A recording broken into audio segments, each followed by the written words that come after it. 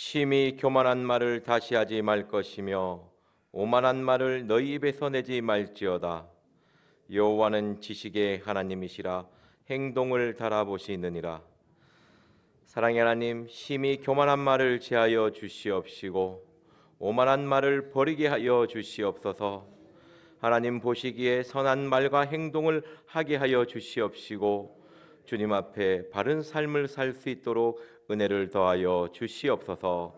감사드리며 예수님의 이름으로 기도드렸습니다. 아멘. 사도신경으로 신앙 고백드리겠습니다. 전능하사 천지를 만드신 하나님 아버지를 내가 믿사오며 그 외아들 우리 주 예수 그리스도를 믿사오니 이는 성령으로 잉태하사 동정녀 마리아에게 나시고 본디오 빌라도에게 고난을 받으사 십자가에 못 박혀 죽으시고 장사한 지 사흘 만에 죽은 자 가운데서 다시 살아나시며 하늘에 오르사 전능하신 하나님 우편에 앉아 계시다가 저리로서 산자와 죽은 자를 심판하러 오시리라. 성령을 믿사오며 거룩한 공예와 성도가 서로 교통하는 것과 죄를 사하여 주시는 것과 몸이 다시 사는 것과 영원히 사는 것을 믿사옵나이다. 아멘. 오늘 우리에게 주시는 하나님의 말씀은 잠언 5장 1절 2절 말씀입니다. 구약성경 915페이지입니다.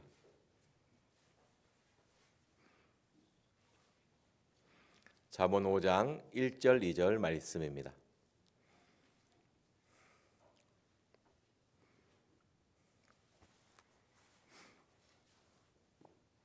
다 같이 한 목소리로 읽겠습니다. 시작. 내 아들아, 내 지혜에 주의하며 내 명철에 내 귀를 기울여서 근신을 지키며 내 입술로 지식을 지키도록 하라. 아멘. 성도님들께서는 마음을 잘 지키고 계십니까? 항상 마음을 지키는 것이 무엇보다도 중요하다고 하셨는데 마음을 지킬 수 있는 사람이 되기를 원합니다. 마음을 지킨다는 것은 입술을 지키는 것과 같습니다. 우리는 마음에 대해서 잘 모르지만 오늘 하루의 삶에서 내가 어떤 말을 하고 있느냐 했느냐에 따라 내 마음을 지키고 있느냐 못 지키고 있느냐를 알 수 있습니다. 어떤 상황과 맞닥뜨렸을 때에 정말 신중하고 바른 말을 하고 있는지, 안 그러면 내 속에 있는 분노를 그대로 표출하고 있는지 그거를 보셔야 됩니다. 또한 이런 경우도 있습니다. 나는 정말 잘 살고 있는데 옆에 있는 사람의 말에 따라 내 마음에 요동하고 있는지도 보셔야 됩니다. 괜히 잘 살고 있는데 사람 말 한마디에 내 마음이 힘들어지고 있다면 내가 마음을 지키지 못하고 있구나를 깨달으셔야 됩니다. 사람의 말은 하나님의 말이 아닙니다. 그렇기 때문에 내 마음에 그 사람의 말을 담아둘 필요가 없는 것이에요. 그 사람의 말이 합당하다면, 하나님의 앞에 바르다면 그냥 그 말에 따라주면 되는 것이고, 그 말이 합당하지 않는다면, 내 생각과 다르다면 그 사람은 저렇게 생각할 수 있구나 하며 지나가면 됩니다. 근데 이것이 맞다 틀리다 왜 이랬냐 하면서 그것을 너무 묵상하려고 하면 안 돼요. 우리는 하나님의 말씀을 마음에 두고 묵상해야 되는 것이지, 그 사람의 말을 분석하면서 고민하면서 괴로워하면서 머리를 쥐어뜯고 있으면 안 된다는 겁니다. 우리의 마음은 하나님의 말씀이 있어야 하는 것입니다. 괜히 무심코 지나가 던진 그 말 한마디에 하루 종일 기분이 꿀꿀하고 안 좋다면 나의 신앙을 하나님 앞에 바르게 살고 있는지를 보셔야 하는 것입니다. 오늘 5장 1절 2절 말씀 제가 읽어드리겠습니다. 내 아들아, 내 지혜에 주의하며 내 명철에 귀를 기울여서 근신을 지키며 내 입술로 지식을 지키도록 하라. 아멘. 제가 이 말씀을 읽으면서 참 재밌는 것을 발견했습니다. 저 말씀을 읽었을 때 막 재미를 느끼면 제 스스로 너무 뿌듯해해요. 말씀을 읽으면서 이 부분이 참 재밌네를 느낄 때 나는 참 하나님의 말씀 전하는 사람으로서 되게 뿌듯합니다. 어디에서 재미를 느꼈냐면 근신을 지키며라는 단어입니다. 보면 5장 1절 말씀이 내 아들아 내 지혜에 주의하며 내 명철에 귀를 기울여서 근신을 지키라는 것입니다. 마음의 지혜와 명철을 지키라는 의미를 넘어서서 하나님이 요구하시는 것은 근신을 지키라는 것입니다. 이 근신을 지키기 위해서 필요한 것이 지혜와 명철이라는 것이죠. 하나님이 나에게 지혜를 주고 나에게 명철을 주는 이유는 너가 근신을 지키기 위해서라는 것입니다. 근신은요, 계획적이며 신중하며 절제 있는 삶의 태도의 모습입니다. 우리가 근신이라는 단어를 들었을 때 갑자기 몸이 붕 뜨고 생기발랄해지고 막 하하하 호호호가 아니잖아요. 그냥 근신이라는 단어를 들으면 굉장히 차분해지지 않습니까? 뭔가 조심해야 되고 뭔가 신중해야겠다는 느낌을 다 받으실 겁니다. 그죠? 하나님이 요구하시는 것은요, 우리가 근신을 지키는 것입니다. 이 말을 바꾸어 말하면요, 우리의 삶의 자세에서 항상 신중한 말과 행동이라는 것이죠. 그리고 보면요, 내 입술로 지식을 지키라고 합니다. 입술로 하는 것은요, 저는 이 말씀에서도 입술로 지식을 어떻게 지킬까? 그러면 말을 하고 있지 않으면 그냥 내 마음의 지식이 지켜지는 것일까? 그냥 벙어리라면 그냥 아무런 노력 없이 지켜지는 것일까? 여기서 입술은요, 우리의 관계, 우리가 말을 통해서 모든 관계를 맺지 않습니까? 하나님과의 관계에서도 어떤 말을 하냐에 따라 하나님 관계가 깊어지고 어떤 말을 하냐에 따라 하나님의 관계가 깨어지기도 합니다. 사람과의 관계도 마찬가지죠. 내가 그 사람과 어떤 말을 하냐에 따라, 우리가 사람 관계가 깊다고 표현할 때 대화가 잘 된다는 표현을 하지 않습니까? 그 사람과 어떤 말을 하며 어떤 행동을 하느냐에 따라 그 사람과 관계가 깨어지느냐 깊어지느냐에 달려 있습니다. 우리 하나님은요, 하나님과의 관계 속에서 바른 말을, 선한 말을 하기를 원하며 우리의 삶의 자리에서 정말 하나님의 삶을 나타낼 수 있는 신앙인의 자세를 가질 수 있는 말을 하기를 원하십니다. 우리 룻기 1장 16절 말씀 보도록 하겠습니다. 오늘 룻기를 통해서 하나님 오늘 말씀을 들여다보도록 하겠습니다. 룻기 1장 16절 말씀입니다. 구약성경 403페이지입니다.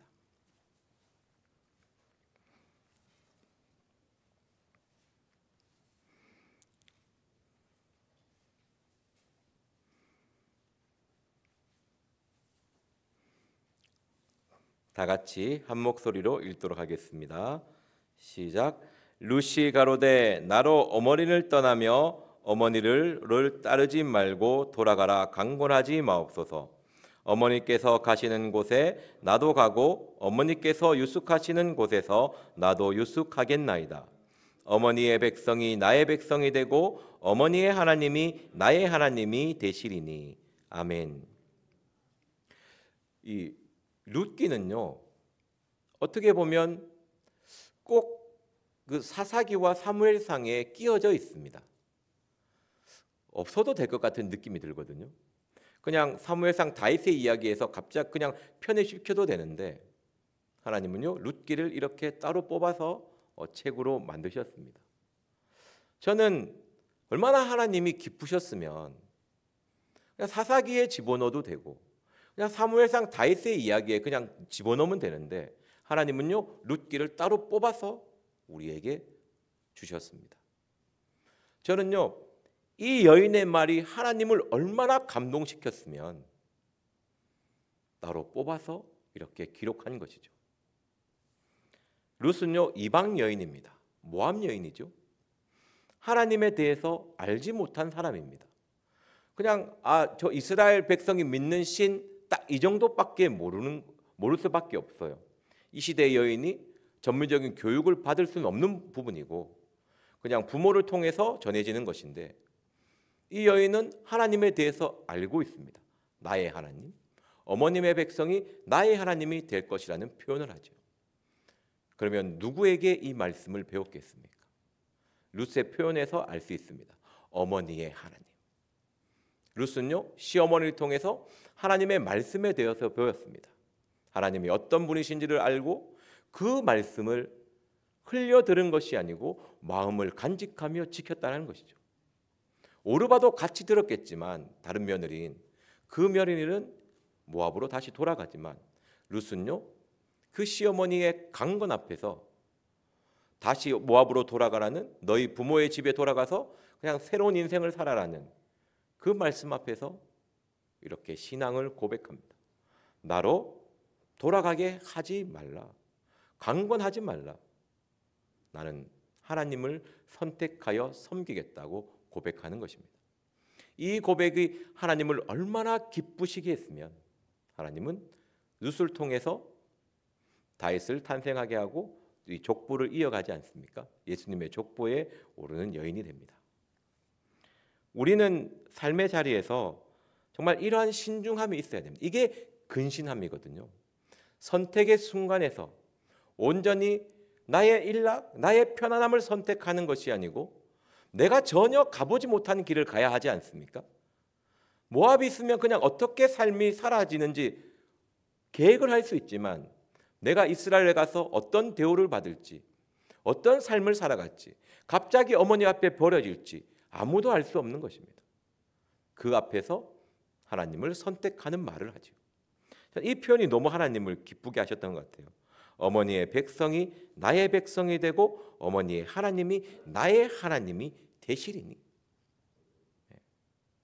이방 여인의 이 고백이 하나님의 마음을 움직이게 하였습니다. 그리고 17절 말씀에 보면요, 어머니를 떠나면 여호와께서 내게 벌을 내리고 내리기를 원하나이다. 그 결심을 보시고 하나님은 룻의 삶을 온전히 인도하여 주십니다. 우리 2장 2절 말씀 보도록 하겠습니다. 저는 이것도 감동이었는데 참 이 말이 우리의 삶에서 삶의 자세를 어떻게 가져야 하는지를 알려줍니다. 2장 2절 말씀 보도록 하겠습니다. 시작. 모압 여인 롯이 나오미에게 이르되 나로 밭에 가게 하소서. 내가 네게 은혜를 입으면 그를 따라가서 이삭을 줍겠나이다. 나오미가 그에게 이르되 내 따라 갈지어다 하매. 아멘. 이 룻이 이스라엘 나라로 이 백성으로 들어왔을 때는 이스라엘 백성에 대한 기대감이 있지 않겠습니까? 어머니를 통해서 이스라엘 백성은 참 좋은 사람이야라는 말을 들었을 겁니다.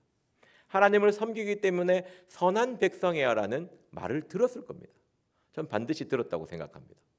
근데 웬걸 왔는데 아무런 도와주는 사람이 없어요. 아니 가부가 둘이 앉아 있는데 도와주고 손 내미는 사람이 없습니다. 그러면 저 같으면요, 대놓고 원망불평을 하지 않겠지만 몸짓으로 왜 있지 않습니까? 짜증나 죽겠는데 말을 못해서 꾹 참는 그런 몸짓으로 나타나야 되는데 여인은 그 몸짓이, 그 행동이 나타나지 않는 겁니다.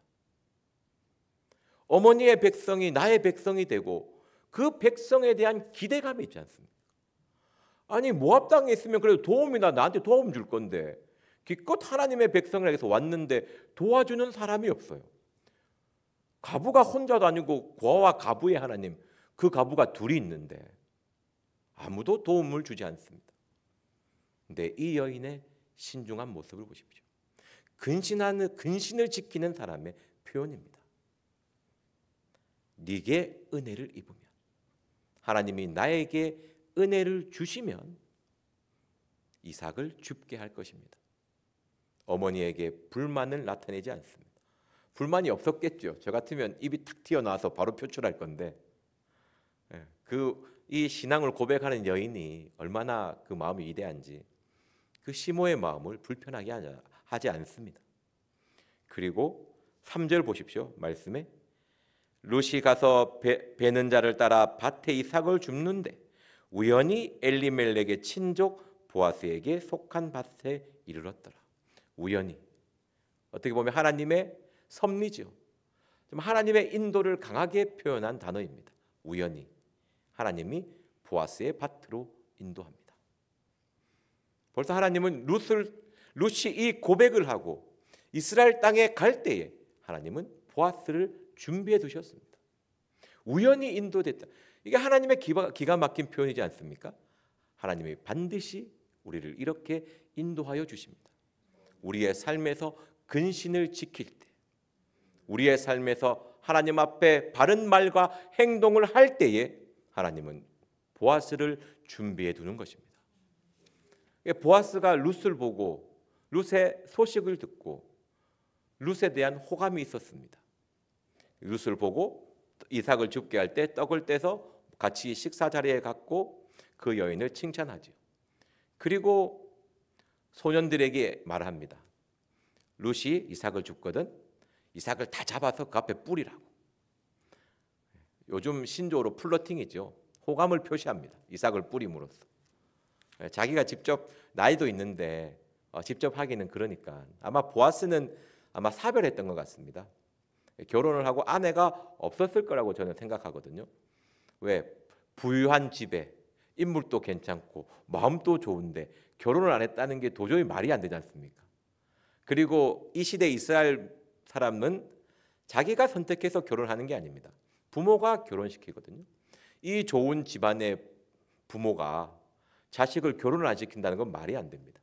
그러니까 나이가 좀 있는 나이 많은 사람이죠. 결혼하고 아내를 잃은. 그러니까 그 사람이 젊은 여자에게 호감을 대놓고 표시할 수가 없으니 이삭을 뿌려서 호감을 표시합니다. 그리고 그 이삭 바구니를 들고 그 이삭을 죽은 걸 들고 나오미한테 가니까 나오미가 깜짝 놀라는 거예요. 어느 밭에서 주었냐고. 이 자기도 이삭을 주워 봤을 거 아닙니까, 그죠? 말도 안 되는 양을 들고 온 거거든요. 어떻게 이렇게 많이 주었냐고, 어느 밭이냐고 물었을 때 롯이 보아스라고 하니까 그때 아마 하나님께서 나오미에게 영감을 주셨을 겁니다. 결혼시켜라. 엘리멜렉의 친족이잖아요. 하여튼 이게 기업 물을 자에 이렇게 해갖고 막 이 결혼해야 되는 이 권리가 있고 의무가 있고 막 이런 거거든요. 그래서 이제 결혼을 추진하면서 시킵니다. 그러니까 하나님이 그 룻게 1장 16절 나의 하나님이 되실 거라는 그 고백에 이 삶을 준비해 주신 것입니다. 우리 삶의 새 길을 열리기를 원하십니까? 나의 삶의 형통 하나님이 준비한 그 길을 가고 싶습니까? 그러면 삶에서 고백하십시오. 나의 하나님. 그 하나님 앞에 하나님의 마음을 기쁘게 하는 말과 행동을 하십시오. 그렇게 해야지만이 그 준비된 길을 걸어갈 수 있습니다. 실컷 준비했는데 2장 2절에서 어머니 왜 이렇습니까? 백성이 좋다고 왔는데 도와줄 사람 아무도 없고 다다다다 했으면 땡 할 뻔하지 않았습니까? 그런데 여기에서도 이 힘든 어려운 상황에서도 자신의 삶의 자리에서 내가 무엇을 할 수 있을까 생각하며 그 생각을 행할 수 있는 사람이 되어야 합니다. 그렇게 했을 때 하나님은 우리의 삶을 축복해 주시고 선하고 아름다운 길로 인도하여 주실 줄 믿습니다. 마음을 지키십시오. 내 입술과 행동을 지키는 것입니다. 하나님 아버지 앞에서 나의 하나님이라고 고백하는 사람의 모습은 하나님 앞에서 바른 말과 바른 행동을 하는 것입니다. 꼭 하나님 앞에서 바른 말과 행동을 하여서 룻과 같은 축복을 받아 누리는 저와 여러분 되기를 기도합니다. 기도하겠습니다. 사랑의 하나님, 심히 교만한 말을 내 입에서 버리게 하여 주시옵시고 오만한 말과 행동을 버리게 하여 주시옵소서. 하나님께서는 행동을 달아보신다고 하였사오니 나의 하나님 앞에서 정말 바른 말과 행동을 할 수 있도록 은혜 내려 주시옵소서. 룻과 같이 나의 하나님이라 고백할 때에 하나님이 계획하신 그 선한 길로 인도받았던 것처럼 우리도 우리의 삶 속에서 나의 하나님이라는 고백과 그 앞에 선한과 바른 행동을 함으로써 하나님이 준비하신 그 축복을 받아 누리게 하여 주시옵소서. 감사드리며 예수님의 이름으로 기도드렸습니다. 아멘. 오늘 들은 말씀을 기억하시면서 기도하시고 각자 주기도문으로 예배를 마치도록 하겠습니다. 주여 삼창하며 기도하겠습니다. 주여 주여 주여.